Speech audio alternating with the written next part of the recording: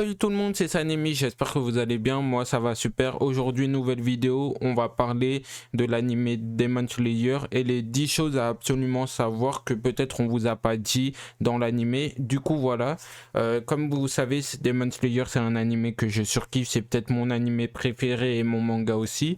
Du coup voilà, j'avais envie de vous présenter une petite série où on va faire des choses qu'on vous a pas dit dans les animés. Du coup on va commencer avec Demon Slayer et par la suite j'en ferai une série.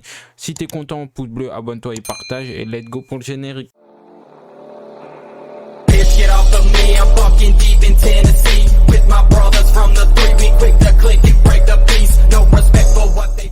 Première chose à savoir, c'est que les démons travaillent toujours seuls, excepté quelques démons tels que Daki Gyotaro ou encore Rui, mais il n'était pas avec des lunes démoniaques. Du coup, pour ceux qui ne savent pas, la raison et du pourquoi, c'est que Muzan préfère les mettre solo, sinon ils pourraient s'entretuer en termes de hiérarchie. Comme vous avez pu le voir au début de la saison 3, on a vu une réunion des profondeurs, on a vu Akaza, Kokoshibo et aussi Doma, les personnages qu'on a pu en savoir plus, et vous savez très bien que certaines lunes ne peuvent pas s'apprécier, c'est pourquoi Muzan préfère mettre les lunes démoniaques, travailler tout seul et faire le boulot. Sinon, ça compliquerait la hiérarchie des lunes démoniaques.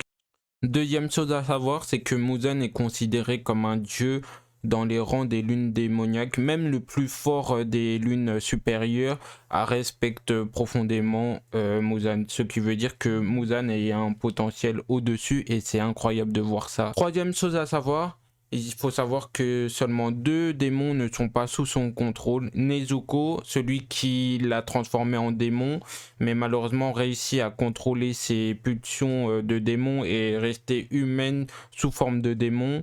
Et la deuxième personne, c'est celle de Tamayo, celle qui à l'époque travaillait comme sous-fifre de Muzan pour des expériences médicinales. Quatrième chose, il faut savoir que les démons, quand ils tuent un certain nombre de personnes, beaucoup de humains, ils se multiplient et deviennent de plus en plus gros. Il a été dit au tout premier épisode, si je dis pas de bêtises, quand Tanjiro a fait la sélection pour devenir profondeur et que malheureusement il a appris que Sabito était mort. Bah voilà, plus les démons tuent de personnes, soit ils sont plus gros, soit ils deviennent plus forts selon comme les lunes démoniaques. Du coup ça dépend, soit plus fort ou soit plus gros. Mais dans tous les cas, ils sont puissants. Cinquième chose à savoir, il n'y a que 2 démons qui n'ont pas besoin de manger de chair humaine. La première, Nezuko, elle a juste besoin de se reposer pour pouvoir récupérer toutes ses forces physiques. Et la seconde, c'est Tamayo, comme d'habitude, toujours, grâce à son sang de chirurgical quand elle fait de la médecine, parce qu'elle a réussi à modifier son corps et ne plus être sous l'emprise de la chair humaine. Sixième chose à savoir, il faut savoir que le sang de Muzan est très meurtrier. On l'a vu qu'il a donné de son sang à quelques démons et malheureusement n'ont pas réussi à supporter parce que en petite dose ils arrivent à le supporter et malheureusement en grande dose, comme son sang est exceptionnel, c'est comme le dieu, il donne son sang, bah parfois ils explosent et souvent ils meurent. Du coup son sang est très toxique.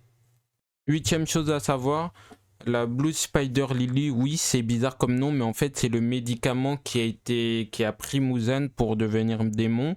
Bah en fait partie pour, en fait c'est une sorte de mutation pour qu'il devienne démon et en gros en donnant son sang, bah il reste toujours cette fameuse ce fameux contenant médicinal qui lui permet en fait de pouvoir transformer n'importe quelle personne civile en démon. Ça veut dire que le mec, bah, il a juste à trancher quelqu'un et il devient un démon. C'est incroyable en fait. La Spider Lily, c'est bizarre comme nom, mais ouais, ça s'appelle comme ça.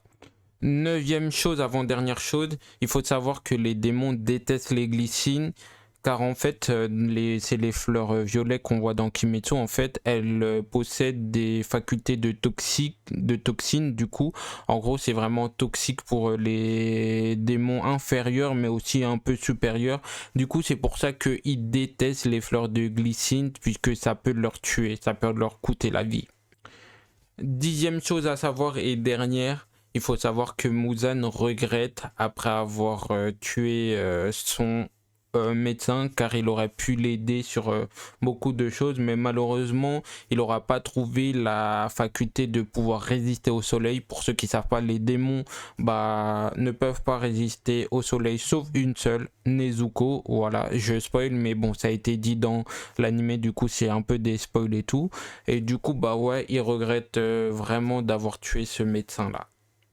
Du coup les refs, j'espère que ça t'a fait kiffer cette vidéo. Oui, c'était la première, du coup j'étais pas trop à l'aise, je savais pas comment la présenter. Du coup si vous avez des conseils à me dire pour m'améliorer, je prends note, et comme ça pour une prochaine série, sur une prochaine animé, un prochain animé, ouais j'ai du mal là actuellement.